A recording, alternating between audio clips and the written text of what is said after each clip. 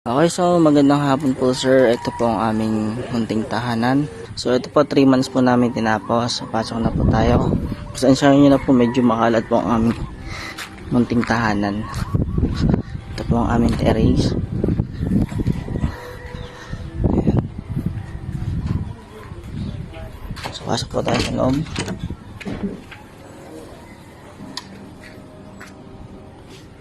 Ito po siya. Pag po naka-aim, okay po. So, bigyan ko ka ng ilaw.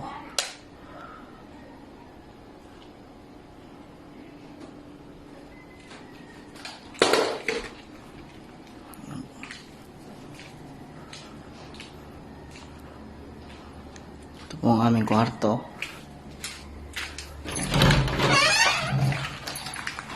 Dahil wala pa nga po kaming tiles, hindi pa namin napapayos yung sahig. So, panamantala,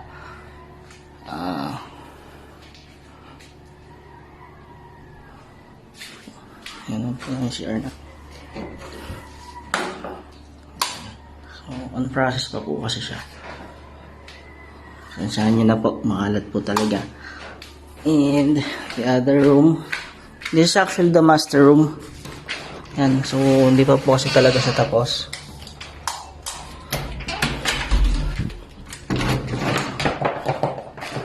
Yan.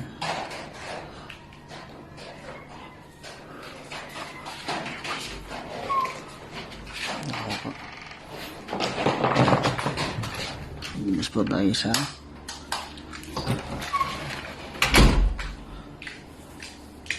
ito po, supposed to be ito po sana yung kitchen. However, CR pa lang po nandyan. Ito po yung labas namin. Ayan.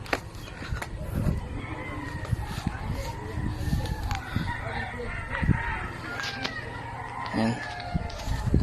So guys, ayun nga po, bali ang sukat nito ay 60 square meters. Meron po itong 2 kwarto at 2 CR. So ito po, labor and material 600,000 pesos na po ang ginastos ni owner dito, na kung saan ito po ay si Sir Alpine. So siya po mismo nag-house tour dyan na nagsasalita mismo sa video na ito. So ayan po, nakita nyo ang kanyang bahay na pinagawa, 60 square meters, halagang 600,000 pesos. Yan po ay labor and materials na. Thank you.